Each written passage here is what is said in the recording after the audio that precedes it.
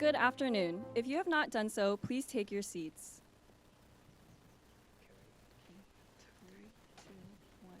Aloha kako. I am Alexis Nakabayashi. And, I, and I'm Travis Kahn. Aloha and welcome to the 50th commencement ceremony for the University of Hawaii at Manoa, William S. Richardson School of Law. Graduates, congratulations on accomplishing this incredible achievement. Can you believe how much we've all grown since the beginning of this journey? The Oli just performed Vehi Vehi Manoa, written by Richardson alumna Liha Canas Pike, and Ohu Ohu Manoa, written by Professor Emerita Melody Kapili Aloha Mackenzie, were chosen by Chloe Ishii, Kyle Moriguchi, and Capri Tulang de Silva. As we enter the next chapter of our lives and careers, the Oli Kahea symbolizes our request for permission to step forward, and the response grants us entry with aloha. Vehi Vehi Manoa describes the beautiful mist of Manoa, and Ohu Ohu Manoa welcomes us in, symbolizing both our deep connection to this place and the guidance we carry with us as we move forward. At this time, we would like to thank our honored guests for being here today. Please hold your applause until all the names have been read. Our keynote speaker, Julian Agun. The Honorable Barbara P. Richardson, retired Deputy Chief Judge of the District Court of the First Circuit, and daughter of Chief Justice William Shaw Richardson, our school's namesake. From the Board of Regents, Regent Lori Tochiki, class of 1980. Regent Lauren Akitake. From the University of Hawaii at Manoa, Vice Provost for Academic Excellence, Dr. Laura Lyons. Vice Provost for Enrollment Management, Nikki Chun. Vice Provost for Research and Scholarship, Robert Wright. Executive Director of the Office of Institutional Equity, Jennifer Rose. Honorable Judges, the Honorable Richard Clifton, Senior Judge of the United States Court of Appeals for the Ninth Circuit. The Honorable Leslie Kobayashi, Senior Judge of the United States District Court for the District of Hawaii. The Honorable Sabrina S. McKenna, class of 1982, Associate Justice, Supreme Court of the State of Hawaii. The Honorable Todd E. Edens, class of 1991, Associate Justice of the Supreme Court of the State of Hawaii. The Honorable Mark E. Rechtenwald, retired Chief Justice of the Supreme Court of the State of Hawaii. The Honorable Sonia P. McCullen, class of 2002, Associate Judge of the Intermediate Court of Appeals. We also are honored to have with us the members of our law school's first graduating class, the class of 1976. Representing the class are Professor Emerita Melody Mackenzie, Alan Ho, Governor John Waihee, Catherine Chang, Mary Chapman Hudson, Colleen Ching, Edward Lindsay Correa Jr., Senator Carol Fukunaga, Stanford Manu Ia, Glenn Miyajima, Bob Schmidt, Glenn Takabuki, Kumu Vasconcelos, Randy Vitosek.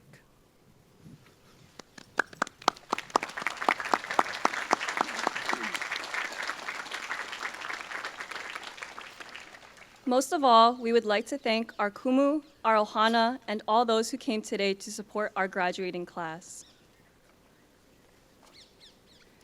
To begin, it is our pleasure to introduce Dean Camille Nelson to open up our ceremony. Dean Camille Nelson brings exceptional leadership and a wealth of experience to her role as Dean of our law school, a position she has held since 2020. Before joining Richardson, she served as Dean of two prominent law schools, American University Washington College of Law in Washington, D.C., and Suffolk University Law School in Boston, Massachusetts. Dean Nelson has also held faculty positions at Hofstra University, Washington University, and St. Louis University School of Law, where she was honored as Professor of the Year and received the university's Faculty Excellence Award. Over the past almost 3 decades, she has taught courses ranging from contracts and torts to criminal law, legal writing, and criminal procedure, including as a visiting professor at Richardson Law. Earlier in her career, she practiced as a litigator in Toronto and clerked at the Supreme Court of Canada. Recognized nationally for her teachings, scholarship, and leadership, Dean Nelson's many honors include the Paul Robeson Award from Columbia Law School's Black Law Students Association, a Top Woman in Higher Education Award from Diverse Magazine, the 2025 Deborah L. Rode Award from the Association of American Law Schools, the Hawaii Women Lawyers Outstanding Women Lawyer Award, and the NAACP's Dr. Alice A. Huffman Hats Off Award of Excellence. At Richardson, Dean Nelson has spearheaded innovative initiatives, including the Island Leadership Lab, the Business Boot Camp, and the Innovator in Residence program, all designed to cultivate leadership, business acumen, and technological fluency among the law students. She also launched the Hawaii Online JD program, expanding access to legal education across the islands and the Pacific region, while strengthening student support for bar passage and increasing scholarships for Richardson students. Please join me in welcoming Dean Camille Nelson.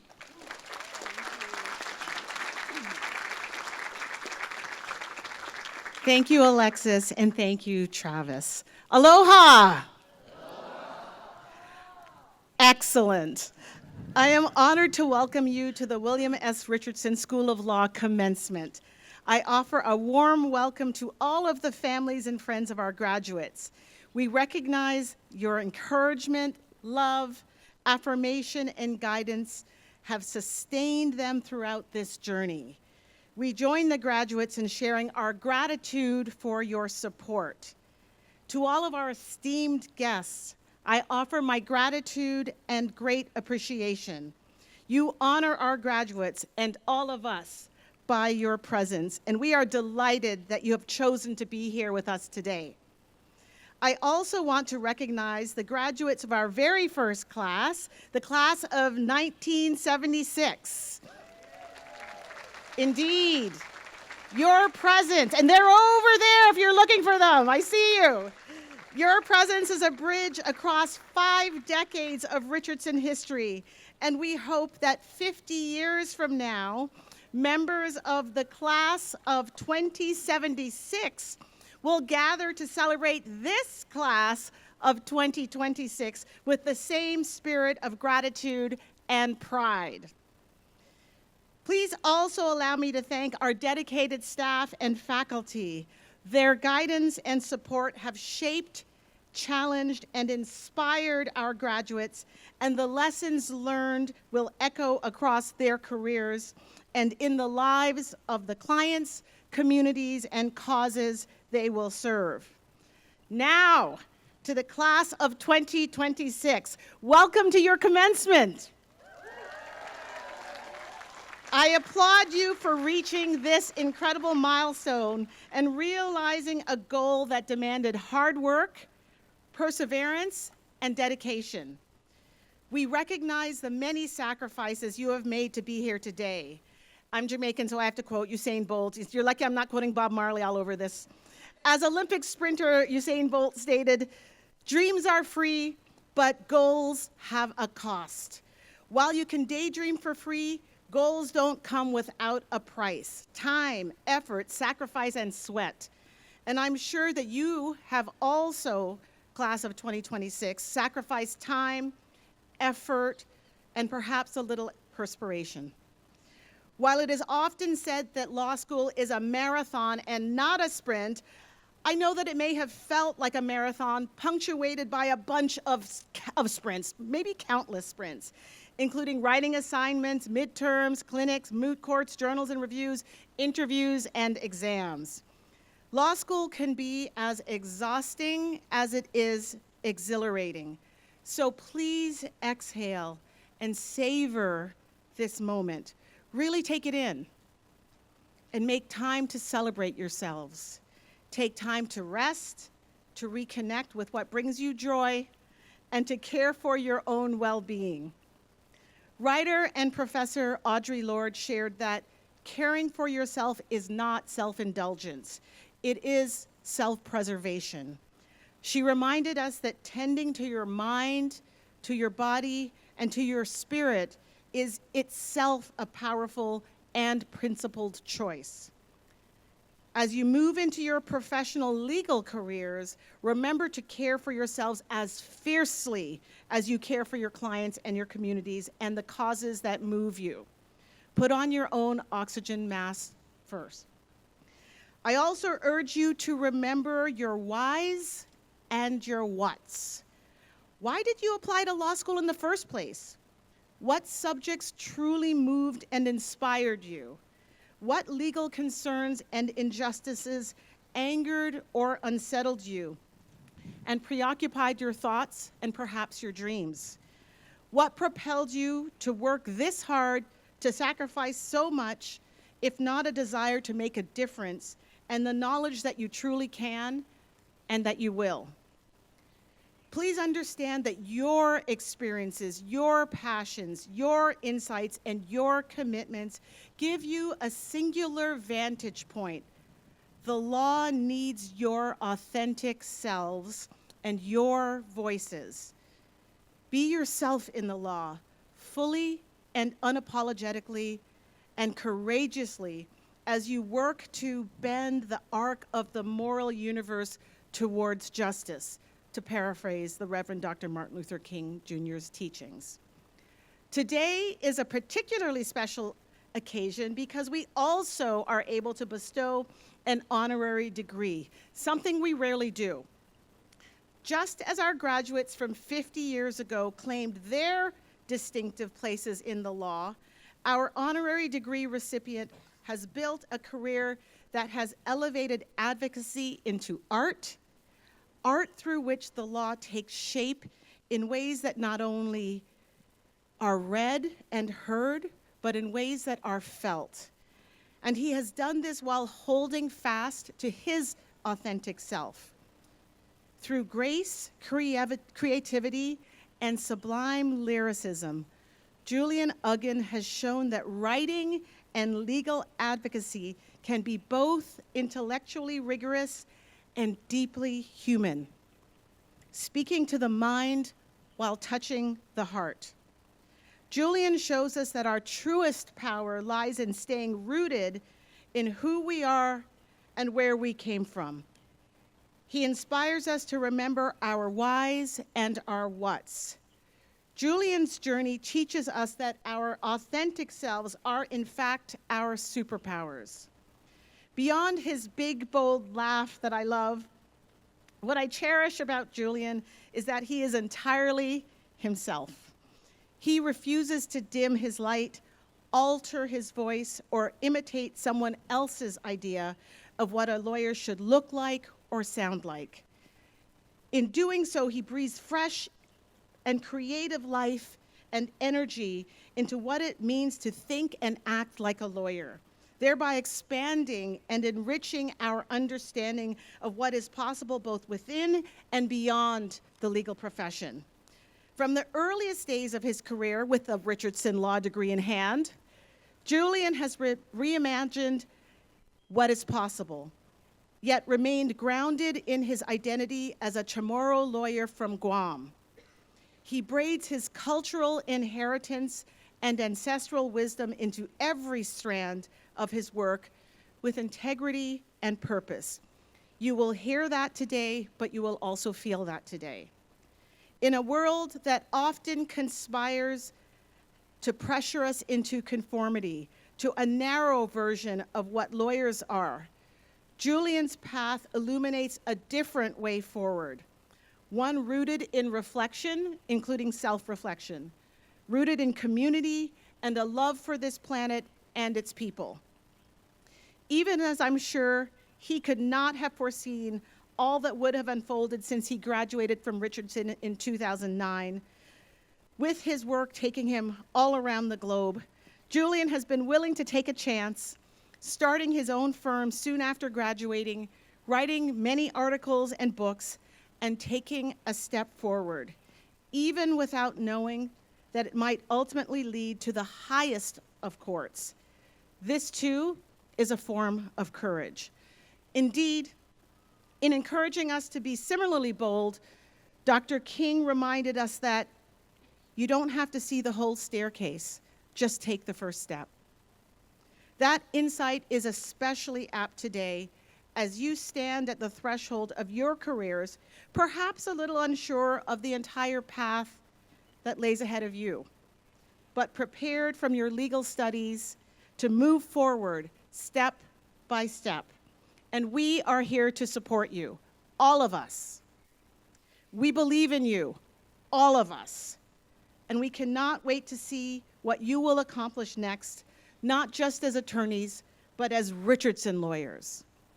Our alumna and Professor Emerita Mari Matsuda reminds us that a Richardson lawyer will help make Hawaii and every place you engage a better place for those living downstream.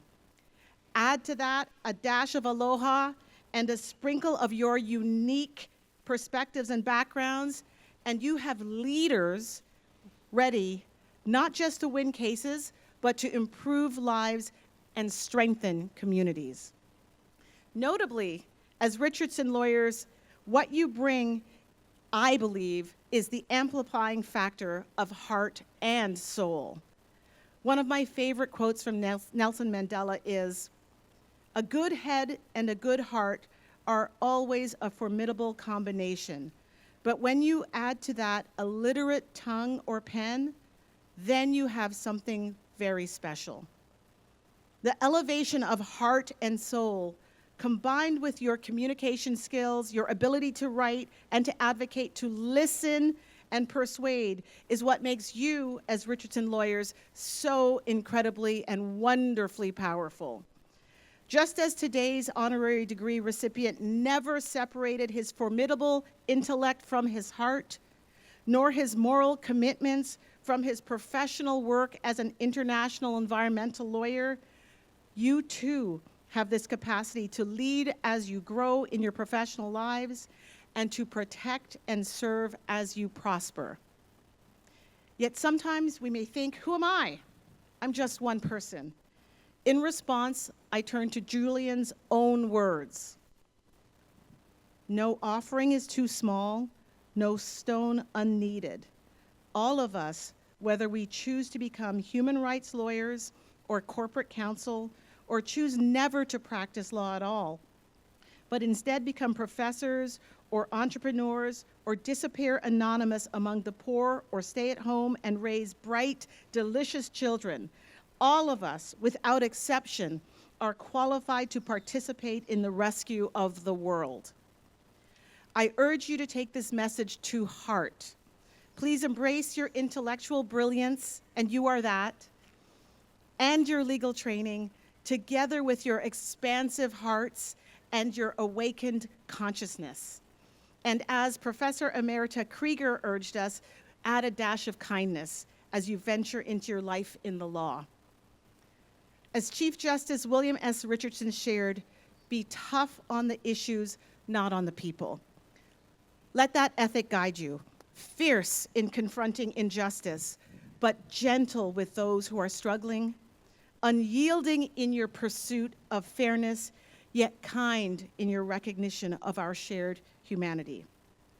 As you continue to navigate and to wayfind and to make meaning of all you have experienced, know that your Richardson Ohana remains here to support, uplift, and cheer you on. We are rooting for you. The lessons you have learned about the law, and importantly, about yourselves, combined with your passion, intellect, and heart, bode well for your futures and also for all of ours. We need you in the law. You too will have opportunities to reimagine systems that need your insights, your analytical and advocacy skills, your energy, and your passion. Go forth as Richardson lawyers with determination, compassion, brilliance, grace, purpose, and a healthy sense of humor. These qualities will not only serve you well, but will also make your journeys, long journeys we all know, in the law more impactful, sustainable, and joyful. Class of 2026, it has been our great honor to share this journey with you, to witness your growth, and we are delighted to celebrate you today. We all wish you the very best. Mahalo and congratulations.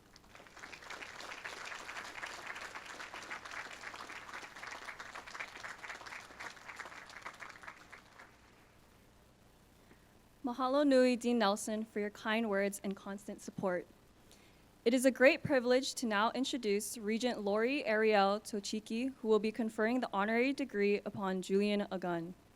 Regent Tochiki is currently the interim CEO at the Domestic Violence Action Center. She's the co-founder and retired executive director of EPIC Ohana, a nonprofit organization serving families, children, and youth in the child welfare system.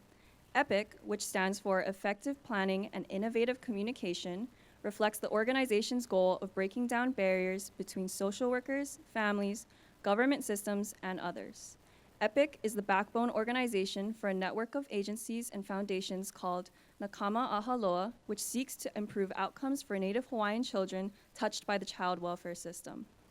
Regent Tochiki is a proud member of the 5th graduating class of our law school. From 1999 to 2011, she served as our Associate Dean of Student Services, where she was responsible for all aspects of student life from recruitment, admissions, academic support, disciplinary matters, financial aid, and career services.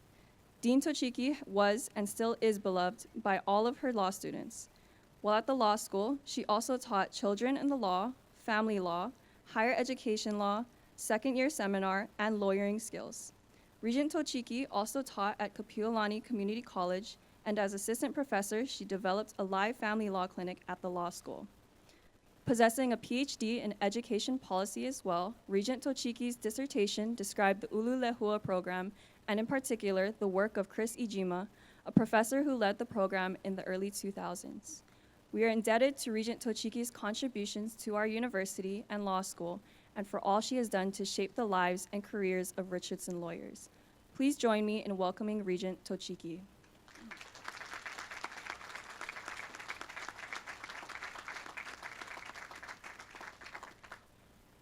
Distinguished guests, faculty, and graduates, it is my pleasure, and I cannot tell you how excited I am, to confer the Honorary Doctorate of Humane Letters upon Julian Ogden, a 2009 graduate of our William S. Richardson School of Law and a global champion of justice.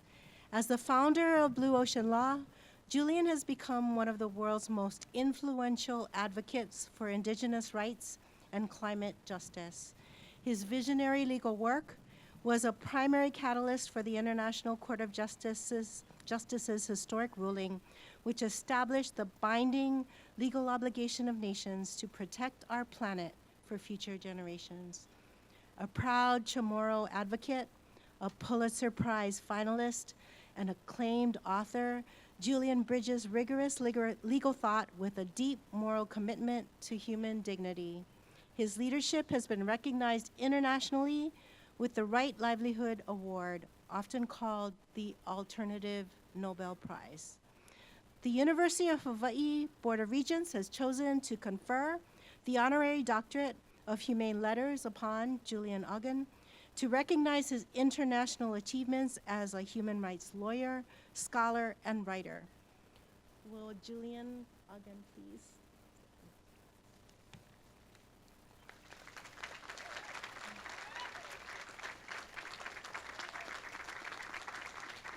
On behalf of the administration, faculty, staff, and students of the University of Hawaii, the Board of Regents is proud to confer the Honorary Doctor of Humane Letters degree upon Julian Ogden on this 17th day of May, 2026.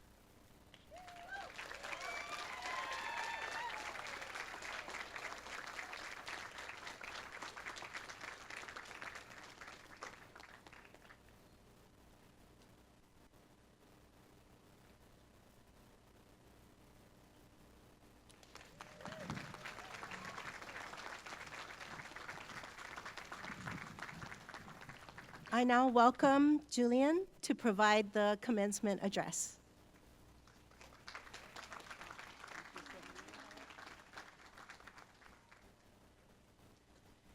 Thank you all. Commencement addresses are often asked to do two things at once: to honor achievement and to offer advice for the road ahead. But the best of them do something harder. They name, as clearly as they can, the inheritance being bestowed.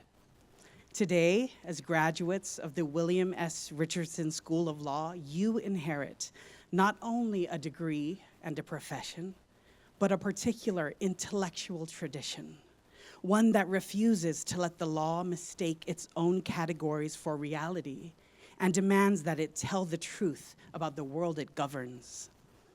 In Leong versus Takasaki, the question before the court could have been treated as technical, even routine.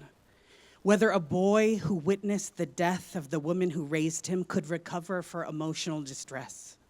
The doctrinal parameters were familiar, the limitations well settled. No physical impact, no blood relationship, no recognized duty to a bystander in the boy's position. But what our beloved namesake, C.J. Richardson, understood was at least one of those limitations rested on a mistaken assumption. It assumed that only blood could mark the boundary of a legally cognizable relationship. Yet, before him was a child bound to the person he lost, not by lineage, but by love, by the dictates of daily life, by all the ordinary intimacies through which a family, any family, is made. What is striking about CJ's move in Leong is not that it reached a humane result, for many judges reach humane results by stretching a rule a little at the margins. What is striking is that he recognized something prior to the result itself, that the categories through which the question had been posed were already inadequate. The issue was not how to fit a son into a doctrine that did not recognize him as one. The issue was whether the law would permit itself to see the relationship that had in fact been injured. CJ answered that it must. That is why the opinion still feels alive. CJ did not treat Hawaii's social fabric as decorative local color, nor as something to be appended to a jurisprudence whose real terms had already been settled elsewhere. He treated it as jurisprudentially consequential. If family in Hawaii is lived through forms of kinship more various, more extended, and more real than the law's preferred categories, then a rule that recognizes only blood is not neutral. It is false. It does not merely exclude, it misdescribes the world it governs. And a law that misdescribes the world it governs is not serving anyone but itself. There is a particular kind of discipline here, and it is worth naming. It is not compassion, though it takes suffering seriously. It is not creativity, though it requires imagination. It is not progressivism, though it may lead to progressive results. It is something more exacting. A refusal to purchase doctrinal tidiness at the price of complicated social truth.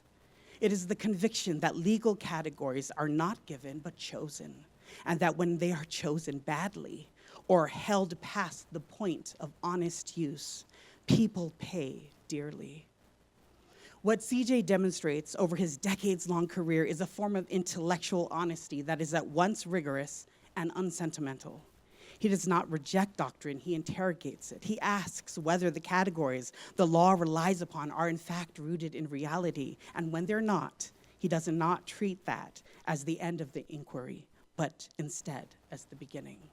That is the intellectual tradition you inherit. Hawaii makes this especially visible. Here, family is not exhausted by consanguinity. Here, land is not an object of ownership, but a site of relationship, obligation, and identity. Here, history is not over. It is active and unresolved, pressing upon the present in ways the dominant doctrine cannot capture.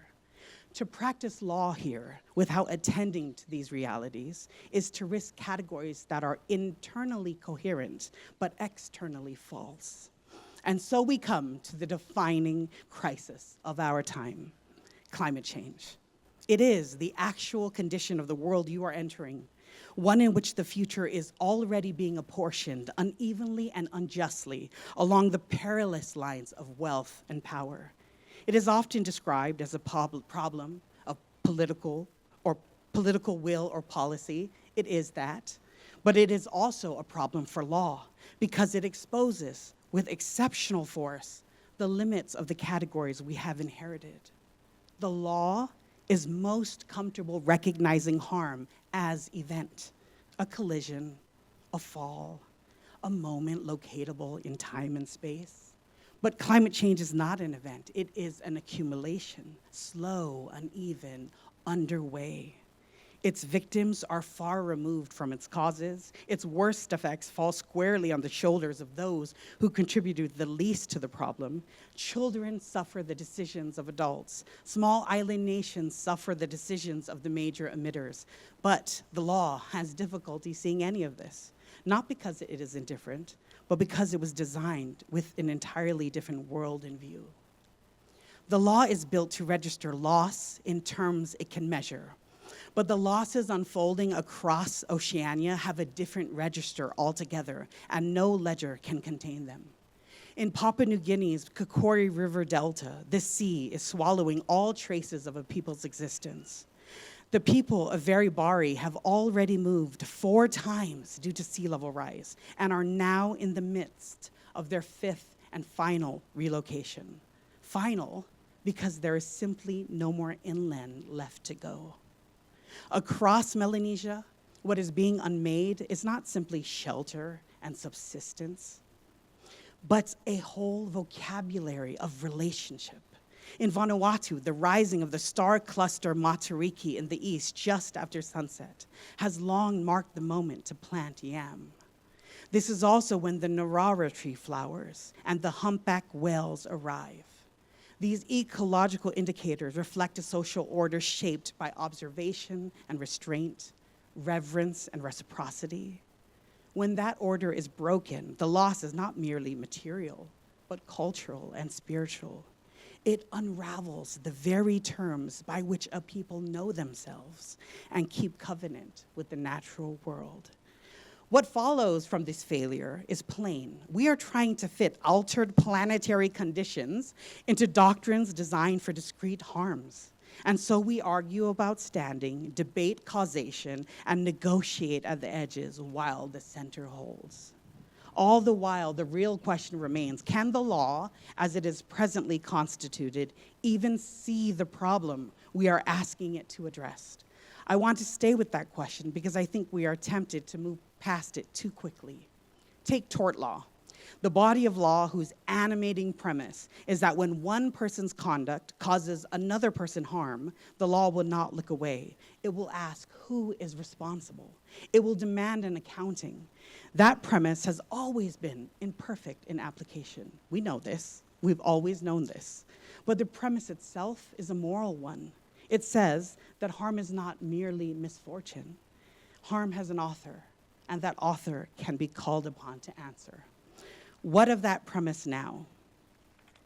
Because the companies that extracted and sold fossil fuels knew, not suspected or feared, but knew, that their products would alter the atmosphere and render large portions of the earth uninhabitable. They knew, and they spent decades and obscene amounts of money to make sure that we would not know, or would not be sure, or would be paralyzed by the gulf between knowing and proving.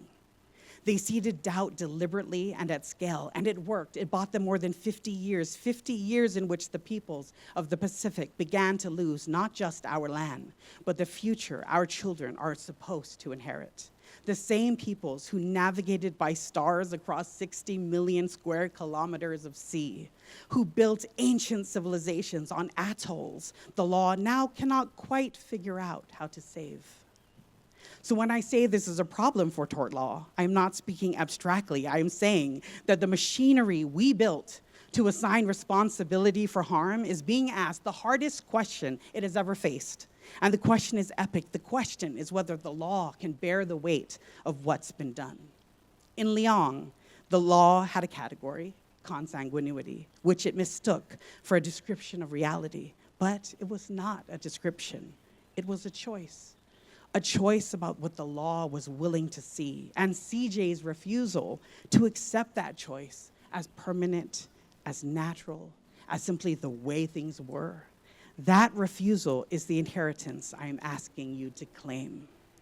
In the years ahead, you will encounter the doctrine as it is. You will be asked to work within it, and you should.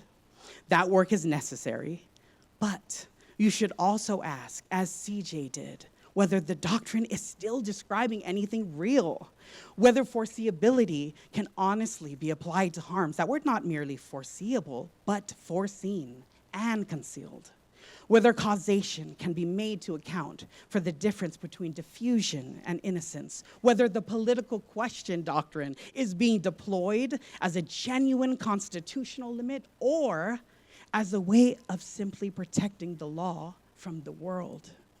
Skill matters, craft matters. The ability to do the work in front of you with precision and care and commitment is no small thing. But skill in the service of an inadequate framework is not enough. Not now. Now is the time to ask not how well you know the rule, but if the rule rings true. A child once stood before the law and asked whether the life he had lived would count, whether the woman who raised him, who fed him and held him and housed him would be recognized as family, even in the absence of blood. The law said no. CJ said otherwise.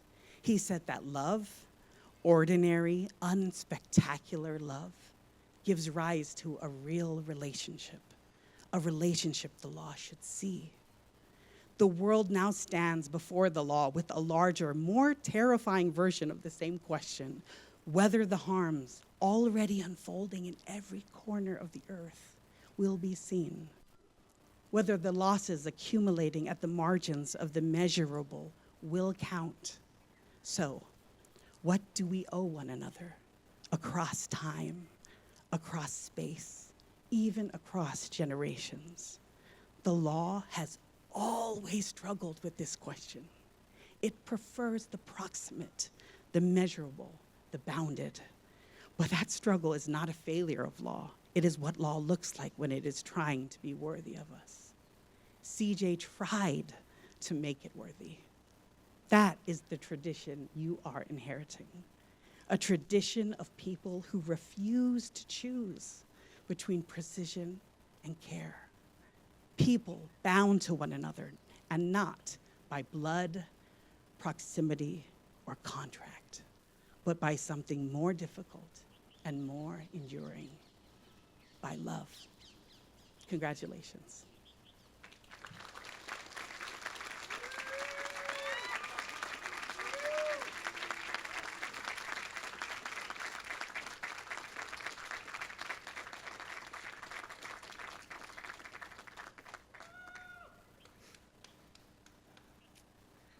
Thank you, Regent Tochiki and Regent Akitake for conferring the honorary degree on our commencement speaker, and mahalo nui Julian for taking the time to speak and celebrate with us today. Congratulations on being honored for all you have done and for being a quintessential Richardson lawyer. Next, I'm honored and excited to introduce our extraordinary faculty speaker, Assistant Professor Miyoko Pettit-Toledo. A proud 2015 graduate of the William S. Richardson School of Law, Professor Pettit-Toledo joined the faculty in August of 2022. In 2025, she was named Outstanding Law Professor of the Year and nominated for the University of Hawaii Board of Regents Medal for Excellence in Teaching. She was also selected as an awardee of the 2025-2026 UH Innovation and Impact Showcase in recognition of her exceptional, innovative teaching practices and measurable impact on student learning, engagement, and program development.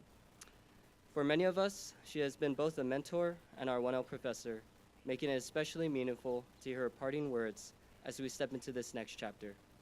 Please join me in welcoming Assistant Professor Miyoko Pettit-Toledo.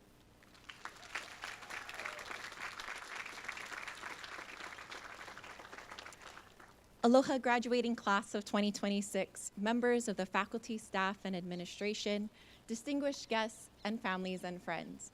Ho'omai ka'i, congratulations. For all of us, today is a time of special celebration. Looking around the amphitheater, just as Chief Justice William S. Richardson did at the very first commencement 50 years ago, I see the faces of not only our graduates, but the many people who made this moment possible. Parents and grandparents, spouses, brothers and sisters, children, mentors and friends who have all showed up with kokua and love. And among these faces today, I also see generations of Richardson lawyers. From the very first graduates of the class of 1976, to my father, a 1986 graduate, to parents of graduates, to my colleagues, to our amazing keynote speaker, Julian Uggan, to distinguished jurists, to all of you in the class of 2026. As a proud Richardson graduate, I stand here now as a professor thinking about the future, about what kind of world, what kind of legal community you will help shape for the next generation. And I also wonder whether there might be future generations of Richardson lawyers here too. No pressure to my 9-month-old son up there or the other children who endured your law school years. That sense of continuity, passing ike, knowledge, and kuleana, responsibility, from one generation to the next, is part of what makes Richardson Law so special. The last few years have asked a great deal of you. You began law school coming out of the COVID pandemic, trying to reconnect and rebuild student organizations, traditions, and community, the heart and soul of the Richardson Law experience. And while you were briefing cases, writing papers, and preparing for exams, life kept calling on you. You didn't hesitate to volunteer and provide legal services for those affected by the Lahaina fires, or to literally put on boots and gloves to help neighbors and friends clean up and recover from the back-to-back Kona low storms. You assisted elders, immigrants, small businesses, kalo farmers, public housing families facing eviction, volunteered at expungement and tax clinics, respected and stood by our judiciaries upholding the rule of law and democratic values, and pursued international peace and justice in our Asia-Pacific region and beyond. You did not separate your legal education from your kuleana to the community, just like Richardson lawyers do in practice. You did not simply complete your law school studies and accomplish all of the above. You built something beautiful, rooted in two things: community and joy. First, community. From your earliest days in 1L orientation, you formed connections within your SPA and CTK cohorts, across the in-residence and inaugural Hawaii online JD programs, across islands and time zones. You supported one another through late nights, cold calls, and moments of real uncertainty. There is one story that continues to stay with me. On the day of the 1L fall civil procedure final exam, when a classmate was at risk of missing it entirely due to circumstances beyond their control, two of you made the decision to leave the exam room to go get them, knowing the risk to yourselves. At the same time, your classmates did what they could, albeit unsuccessfully, to seek a delay of the exam start time. No one was left behind. And if you're wondering, yes, everyone passed. That moment reflects something fundamentally unique about this class. You understand that success is not merely individual, it is collective. You choose to show up for one another, even when it is not easy and at great risk to yourselves. You intentionally seek to build community grounded in trust, care, and kuleana, embodying much of the ethos of what C.J. Richardson and the early graduates envisioned for our law school. Second, joy. You found ways to bring energy, humor, and connection to your time at Richardson, even amid stress and real struggles. You celebrated one another, created new traditions, and carried on old ones. At the Ete Bowl and Barristers Ball, through the Black Law Student Association's Mental Health Day, and La Alianza's Carnival celebration, from Pa'aina to Rock for Justice, and so much more. And you also made space for laughter and moments of levity when they were most needed. Showing up in aloha shirts and black trousers dressed for Halloween as Associate Dean Troy Andrade. Or as the notorious RBG for personal jurisdiction jeopardy. Or dressing up in Barbie gear to study Rule 11 sanctions. and Taylor Swift-themed outfits for e-discovery spoliation. You infuse spirit and fun into subjects that often feel complex and serious. And all of this matters a lot, because the profession you are entering is demanding and stressful. As director of the Medical Legal Partnership, Professor Dina Sheck often reminds her students, our work puts us alongside people at some of the most difficult and lowest moments in their lives, often at their worst. So it's important to go out into the community beyond your office, where it's easy to get buried in your computer and paperwork, to experience joy with your clients, with the community. Take time to see clients at their best, because that is when this work becomes joyful work. I have also seen this embodied in the work of Professor Esther Yu, director of the Refugee and Immigration Law Clinic, who creates spaces for clients and students to come together, not only to address legal challenges, but to celebrate stories, triumphs, and shared humanity. And through the Native Hawaiian Rights Clinic, where Professor Kapua Sproat guides her students to become lahui lawyers, to slow down, listen, build relationships over Onokain grinds, and understand that great advocacy begins with connecting with clients where they are, building community and power together. Across these experiences, the message is consistent.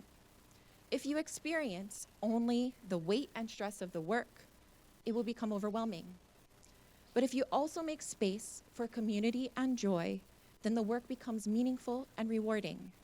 It evolves into a passion and a calling that can endure your career and lifetime. These two concepts, community and joy, merge in the wise words of former US Supreme Court Justice Ruth Bader Ginsburg. The notorious RBG said, if you want to be a true professional, you will do something outside yourself, something to repair tears in your community, something to make life a little better for people less fortunate than you. That's what I think a meaningful life is, living not for oneself, but for one's community. As you move forward, I hope you carry these lessons with you and consider that this might be what's really going on. Continue to build and invest in our community, stay connected to one another. The relationships you have forged here at Richardson will remain one of your greatest sources of strength. And remember to cultivate joy. These days, joy can be a symbol of resistance and resilience, and a secret weapon against fascism and authoritarianism, but also an antidote to despair and a symbol of hope for the future. So seek it out, cultivate it, and share it, and allow it to sustain you in this noble profession.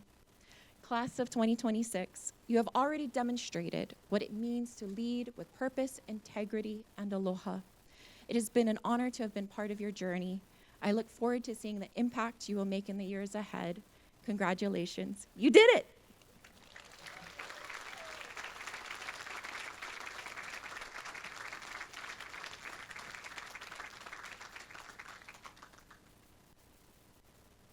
Thank you, Professor Pettit-Toledo. In 2008, the evening part-time Juris Doctor program was launched to extend Chief Justice Richardson's vision of providing access to a legal education to people who are working full-time or caring for children or other loved ones. Our part-time students have contributed an incredible diversity of perspectives and experiences to our legal community. In 2023, we transformed our evening program to expand access throughout the islands, continent, and the globe with the online JD. The class of 2026 includes the final cohort of the evening part-time Juris Doctor program.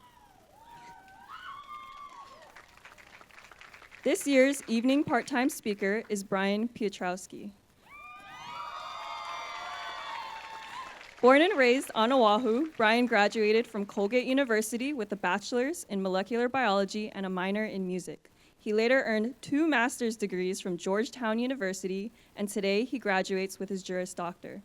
Alongside his impressive academic achievements, Brian is also a proud member of the last in-person cohort of the part-time program, a group defined by resilience, commitment, and a deep sense of community. Today, we recognize someone who truly embodies what a Richardson lawyer strives to be: thoughtful, principled, and deeply compassionate. Brian's intelligence is evident, but it is his kindness and the way that he shows up for others that leaves a lasting impact on everyone around him. Please join me in welcoming Brian Piotrowski.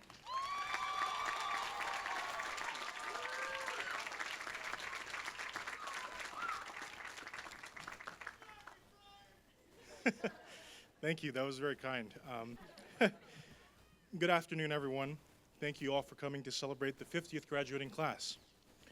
It is my pleasure and privilege to deliver these remarks as we stand on the cusp of graduation.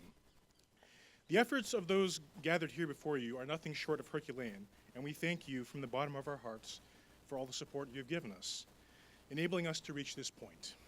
As a member of the last in-person cohort of the part-time program, affectionately called the 12, due to the fact that we started with only 12 people, please allow me to wax poetic on the number 12 as a rhetorical device that will guide my remarks. I know many of us attended law school with the hope of escaping the horror of mathematics, but let me assure you that my speech will stay firmly planted in the comforting soil of mere arithmetic. If you can recall with me your elementary school days, the numbers that can be multiplied together to form another number are known as the factors of that larger number. Of course, we have learned these past 3 or 4 years that factors take on a very different meaning in the law. But today, for the next few minutes, please indulge me in a minor mathematical discursion. The factors of 12 are 1, 2, 3, 4, 6, and 12. 6 factors for 6 themes in this speech. We will consider each of them in descending order. 12 is embodied by the 12 members of my cohort who embarked upon this journey through the law together with me so long ago in that August of 2022. We hailed from all over the world and from all sorts of backgrounds, forming a beautiful group whose sum is far greater than the parts. 6 is embodied by 6 groups of people to thank. Our families, who stood by us as we sacrificed nights and weekends to learn the law. Our friends, who brought levity and light into our lives.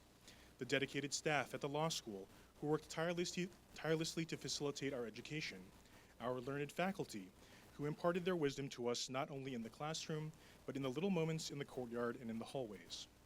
Our law school administrators, who have set our beloved learning community on a bold path for the future. The 6th group I want to thank is all of you, my classmates. We have carried each other on this journey with love and compassion, and I'm truly proud to call myself your colleague. Excuse me. I'm getting very emotional. We went through a big journey together. Our shared experience has bonded us irrevocably, and I hope we carry those bonds into the future.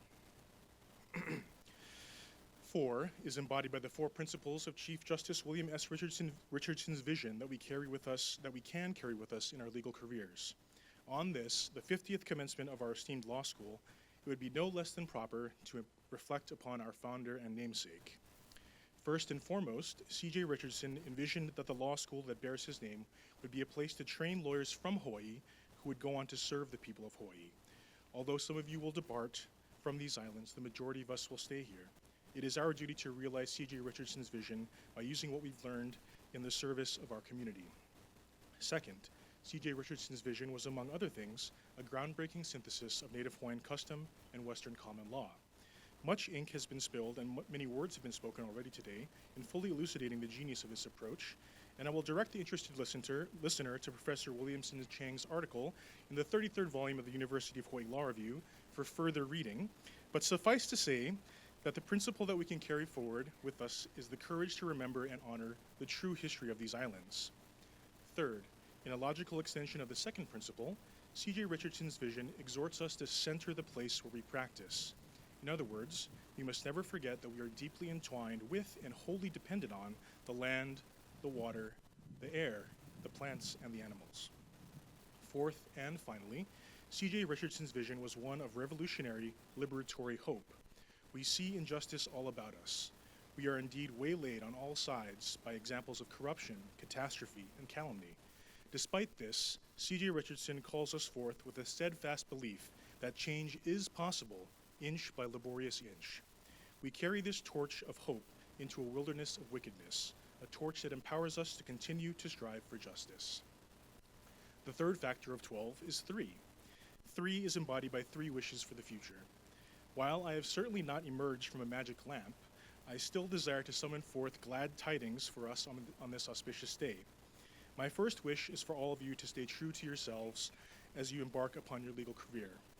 We all will face new pressures in our new roles post-graduation, and I sincerely wish that you stay rooted in the values that brought you to law school in the first place. My second wish is that you remember the people who are underserved by the justice system. We have been blessed to attend a law school that elevates access to justice, and it is my fervent wish that you take those lessons to heart. My third wish is for all of you to have abundance, however you wish to measure it. Too often, lawyers are perceived as chasing material reward, and so, with my last wish, I hope you receive an abundance of whatever it is you are seeking through the law, be it change, equity, or justice. 2 is embodied by 2 things I hope we never have to do again: pass out in the library and get cold called by professors. 1 is embodied by this one graduating class, gathered today in beautiful Manoa. 1 graduating class on the brink of infinite possibilities. And so, we have meandered through the factors of 12, each serving as a lamppost guiding us to this, the end of the beginning. Aloha oi, until we meet again.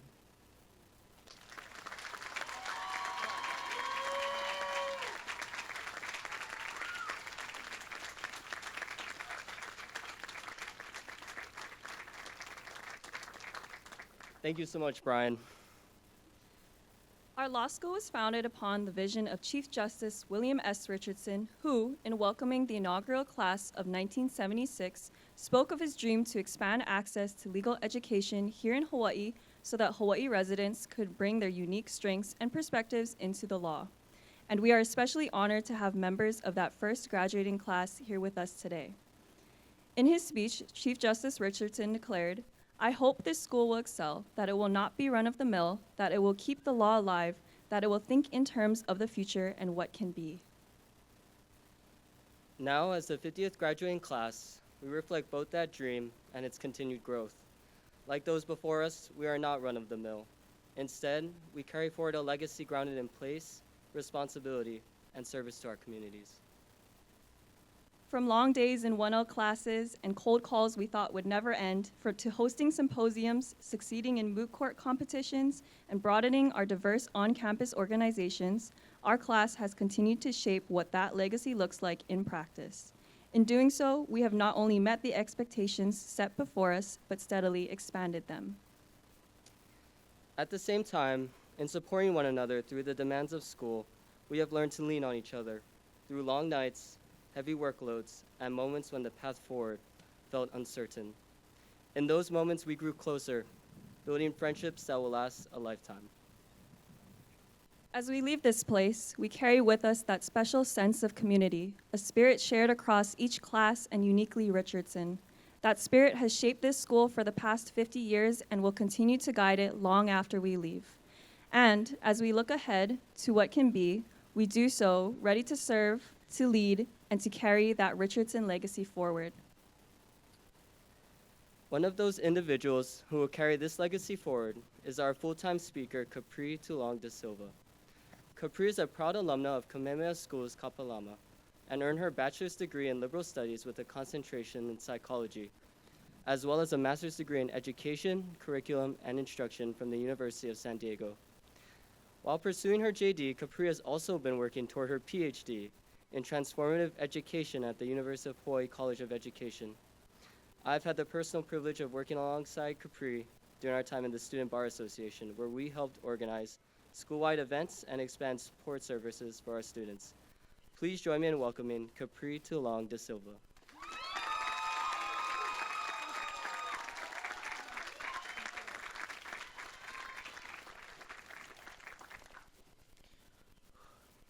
Aloha mai kako. O Capri Lynn Kalehanahano Tulang de Silva ko inoa. No waipio Oahu mai au. No papai ko Hawaii.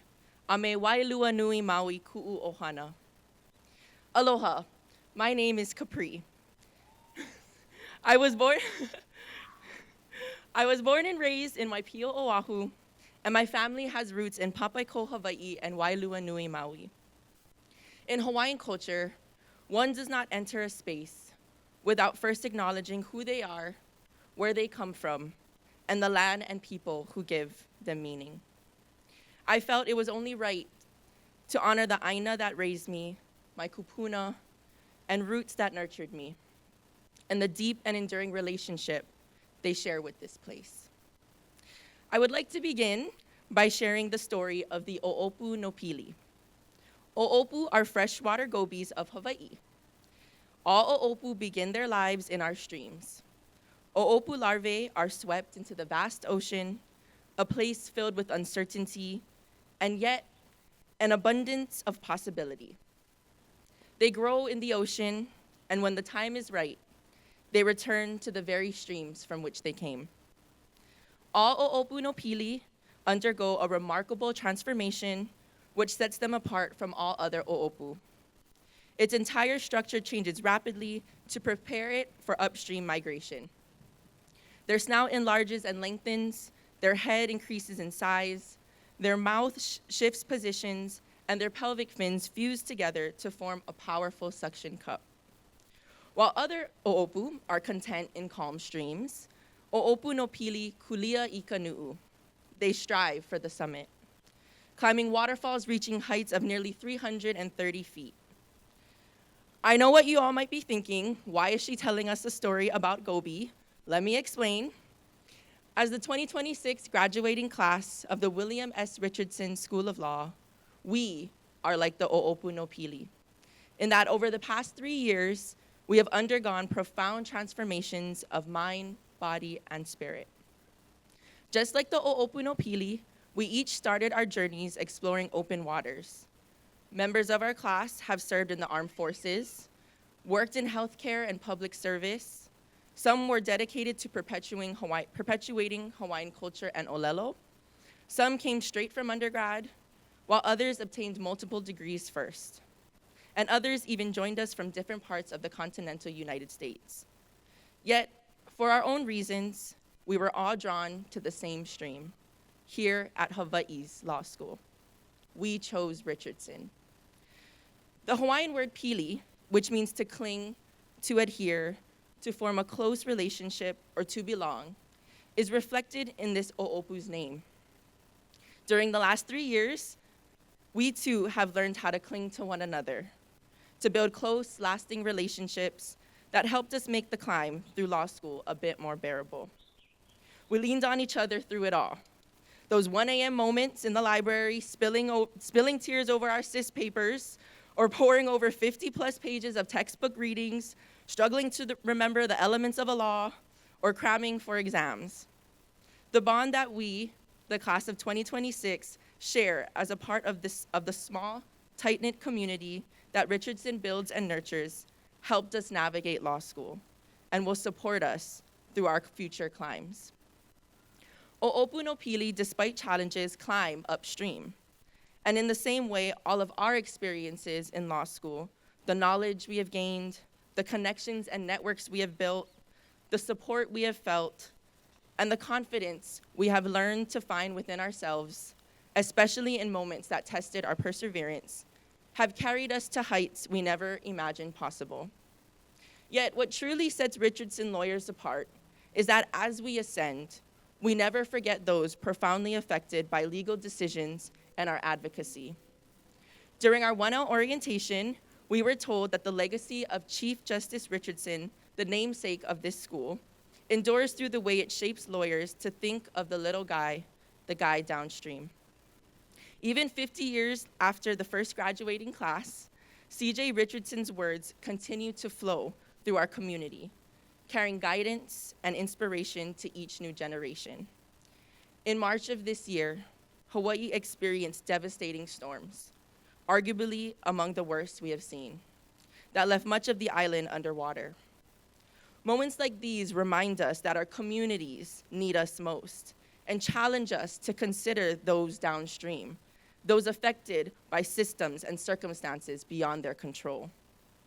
Like the O'opu no Pili who venture into the vast ocean and return to the very streams from which they came, as we step out into the waters beyond law school, as leaders in Hawaii or beyond, we know our kuleana is to return to our purpose and think about the guys downstream.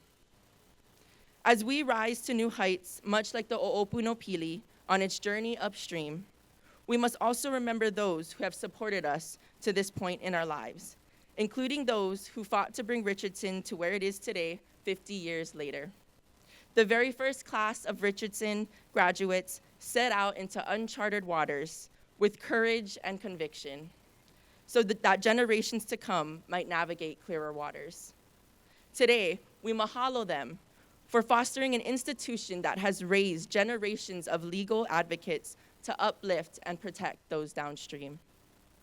So Imua, Richardson, class of 2026, go out and fiercely serve your communities, especially the O'opu downstream, as well as the next generation of O'opunopili just beginning their climb. Thank you.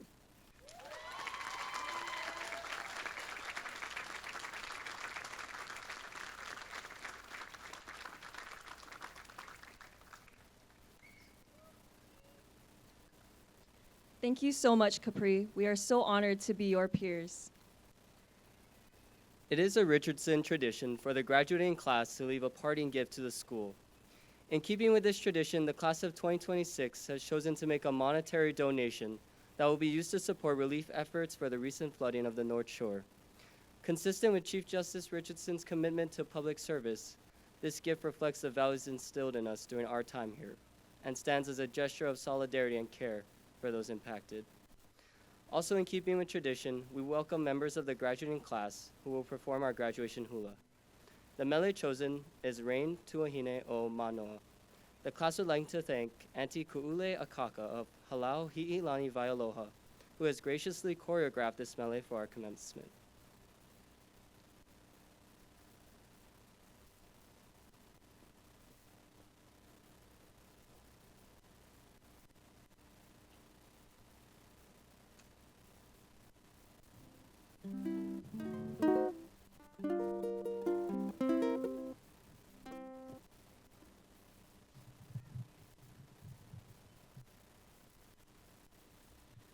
Aloha mai kākou, ladies and gentlemen. Mahalo for spending your evening with us. Your support is very much appreciated. My name is Kyle Moriguchi, and I'm a proud member of the 50th graduating class of the William S. Richardson School of Law. It's my distinct honor and privilege to introduce this mele that we will be presenting to you folks, that the 50th class will be presenting to you folks. It's a mele called Rain Tuahine o Manoa, and it was written by Julia Walanika. Julia Walanika was a composer, a musician, famously known as Honolulu's Nightingale. She was a soloist with the Royal Hawaiian Band. But perhaps her finest legacy is this mele called Rain Tuahine o Manoa, which speaks about the tuahine rain that falls in this valley of Manoa, a place where we found education, where we found enlightenment. And so, as a last ho'okupu, as a last gift, a last dedication to this beautiful valley, to the people that make up the valley, the people who came along for this journey, to each and every one of you inside of this amphitheater, and to the folks who couldn't be here, on behalf of the 50th class, ladies and gentlemen, Rain Tuahine o Manoa.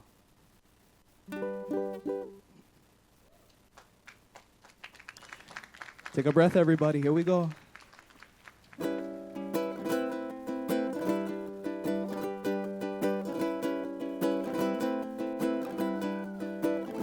Vehi vehi nei pua na ue kui ke ki pona ia me kamao a he pua ka pui ana kamanu ka iwi polena o kauka kaulana e kaua i wahila i ka hehi ke oho ke pili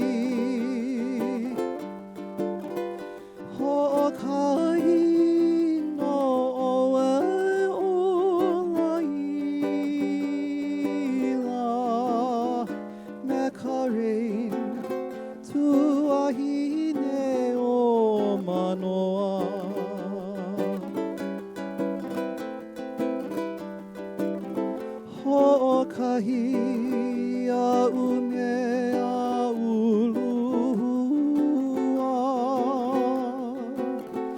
ke kaupu inuai o lehua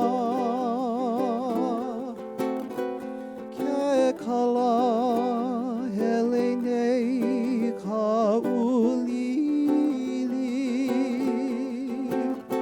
ha'one ia la malie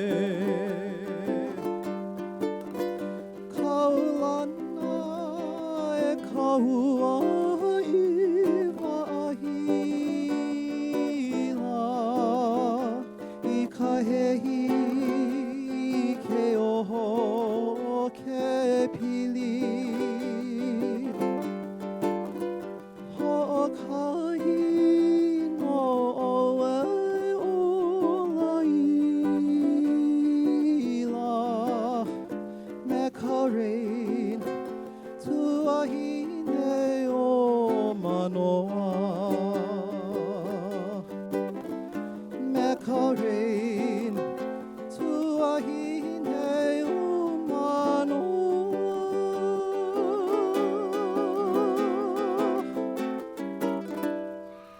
From us to all of you, we say aloha, mahalo.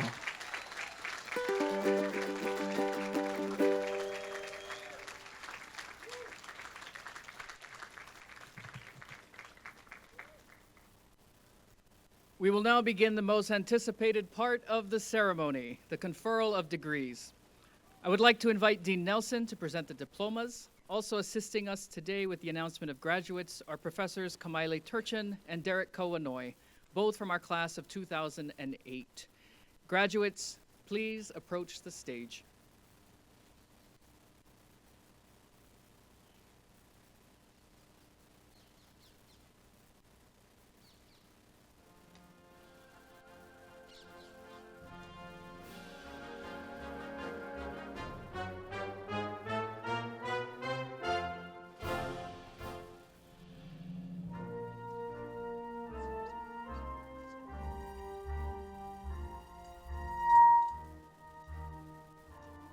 Tamara Wallen. Hannah Berentz. Robert Foley.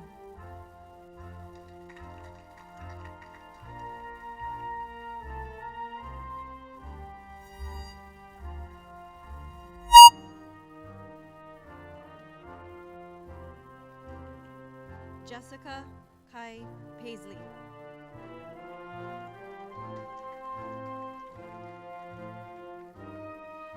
Brian Owen Piotrowski.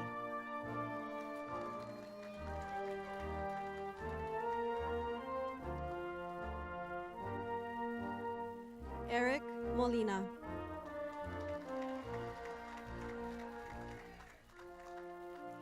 Kevin Abe.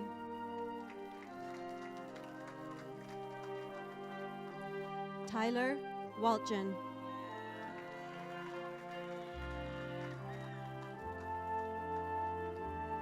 Kylie Amanda Sumida.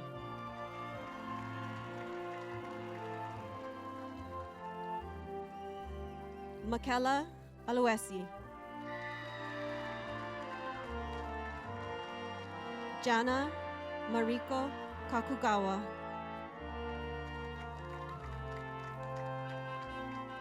Marie Justine Ganut.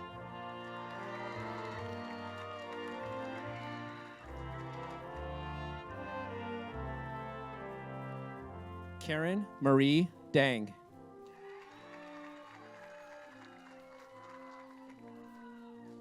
Brooke Casey.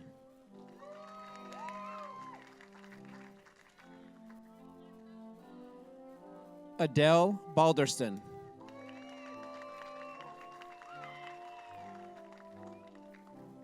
Joshua Daniel Famuina.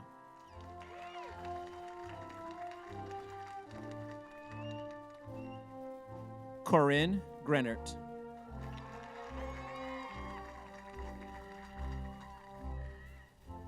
Mariah Morgado.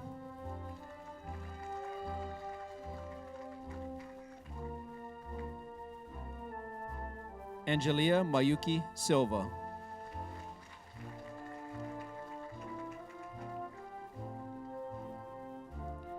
Mara May Morioka.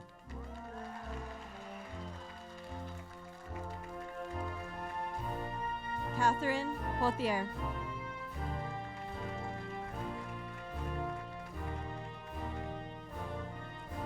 Elijah Joseph Capono Lee. Tori Satsuki Gallagher. Courtney Ann Mikilani Collins.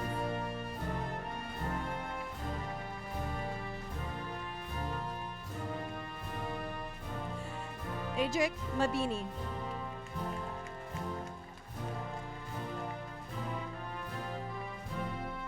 Connor Allen Osumi Lee.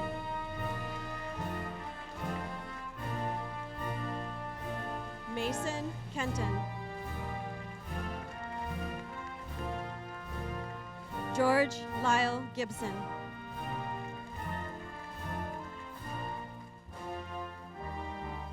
Sigrid Howard.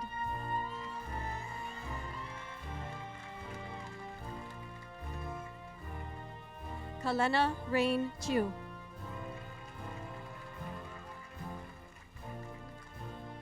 Kekoa Nakasone.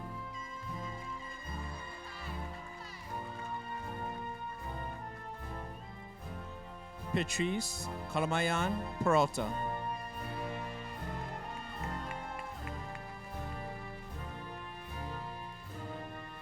Maria Moral Munoz.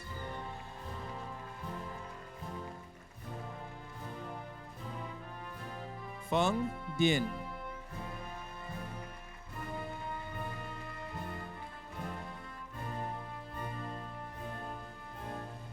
Tamarin Lynn McCartan.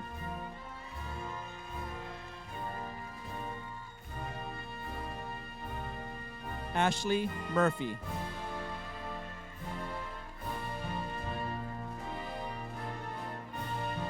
Ray Nichols.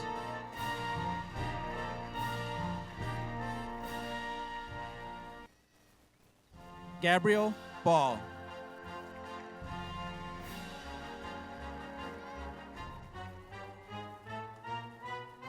Anthony Caliano. Ha Kyun Yun.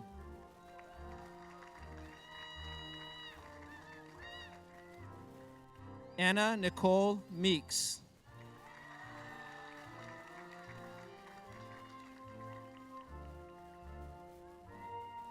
Addison Lynn Knowlton Davis.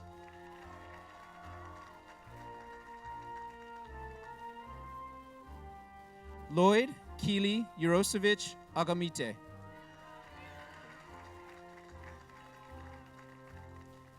Nathaniel Lloyd Jones.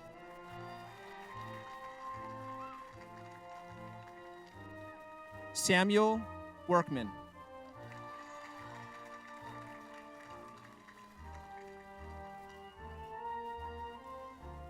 Hannah Griffin.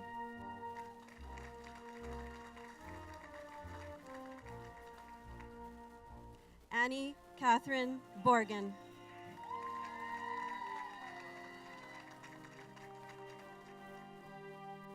Sophia Ku.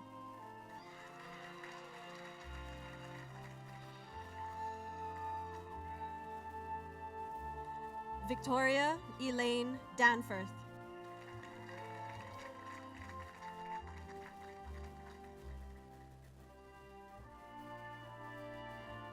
Michael Emil Avapuhi Oikaika Kenny Johnson.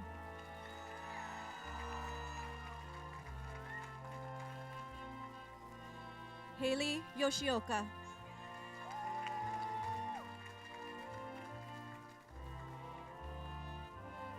Kau'i o Nalani Keo Lanui.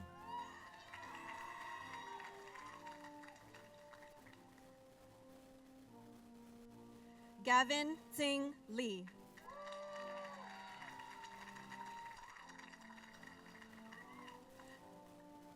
Mariam Al Amari.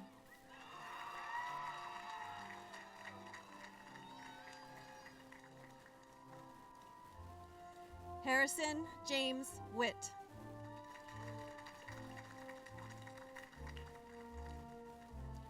Lo Ashford.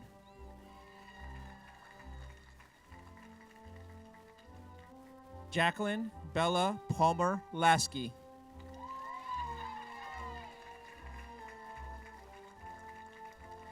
Catherine Nicole Butterfield.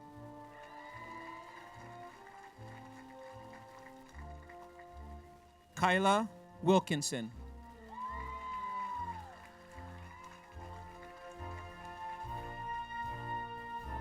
Chloe Harue Ku'upua Anela Ishii.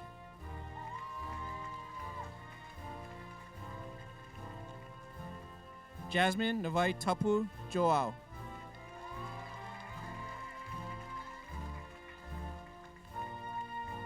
Travis Takeo Khan.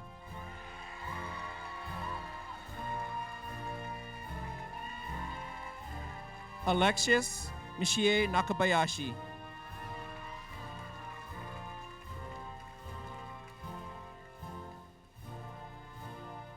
Capri Lin Kale Hanohano Tulang de Silva.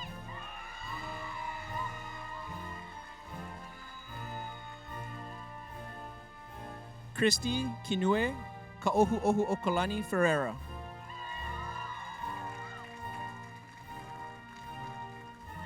Jessie Lynn Ho.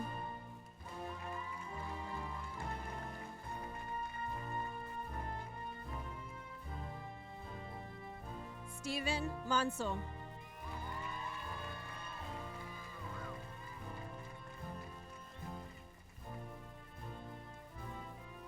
Naomi Kaleo Nahe Nahe Onalani Schubert.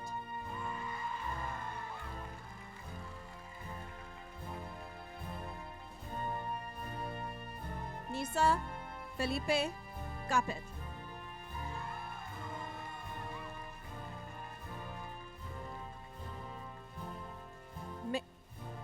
Megan Tengum.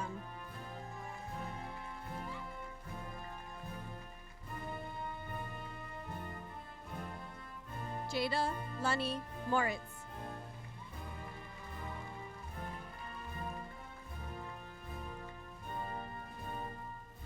Isis Patino Fernandez Usborn.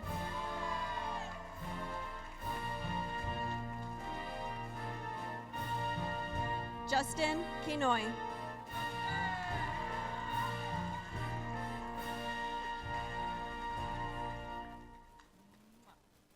Bronson Kaipo Kamaka Onaheo Okalani Gonzalez.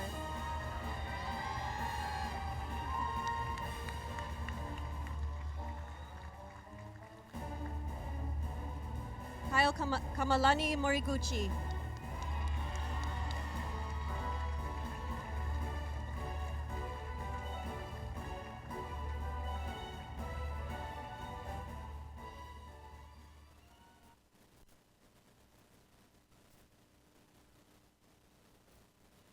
And now to present the graduating class of 2026, we welcome the Honorable Barbara Richardson, retired Deputy Chief Judge of the District Court of the First Circuit of the State of Hawaii.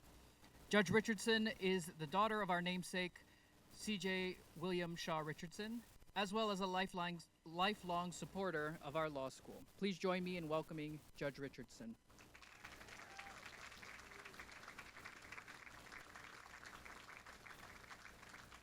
Thank you, Troy. Aloha kako. 50 years and 1 day ago, my father proudly congratulated the very first graduating class of this law school, right here in Andrews Amphitheater. Many of them are joining us today to be honored. I see them up there. And to help you celebrate. When addressing their commencement ceremony, my dad acknowledged their extraordinary accomplishments. He thanked them for the hardship and the many challenges they experienced in their 3 years of law school. He also cautioned them that they would be scrutinized more rigorously than lawyers from well-established schools. He asked them to strive for excellence in whatever they did. As we know, they did not disappoint. Many of them, and those who followed behind them, have been and are government officials, executives, partners in law firms, judges, professors, CEOs of nonprofits, community leaders, and courageous volunteers.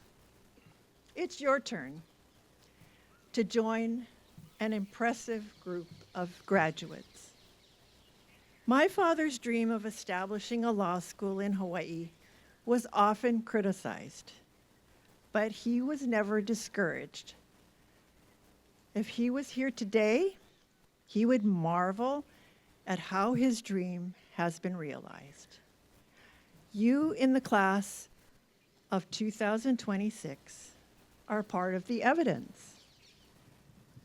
Dean Nelson, dignitaries, and all of the Richardson Ohana.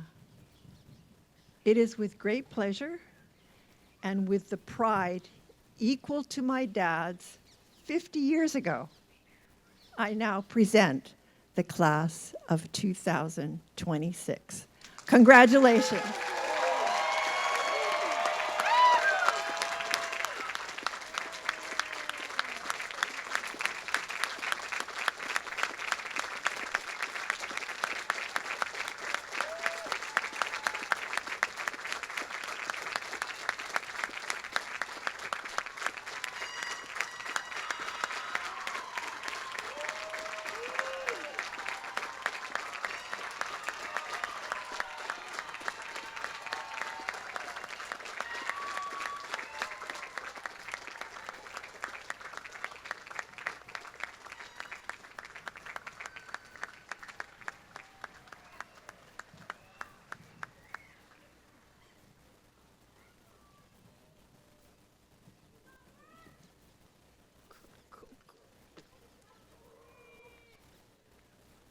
This is it, yeah. Thank you, Judge Richardson. It's such an honor to have you here to send the next group of Richardson attorneys out to make Chief Justice Richardson proud. We now ask everyone to please join us as we sing Hawaii Aloha. We will be led by the graduate Kao Moriguchi. The lyrics are printed in the program. The graduates will be joined by our dignitaries and faculty on the field. After Hawaii Aloha is sung, we ask the audience to please remain seated until all our honored guests have exited the amphitheater. You are then welcome to meet your graduate in the designated areas on the field. Please refer to the lay-giving map in the program to see where your graduate will be. As a gentle reminder, please do not pop confetti poppers or leave trash behind as we seek to be kind to our planet and our workers and volunteers here. Thank you for attending, and again, please remain seated until our honored guests have exited the amphitheater.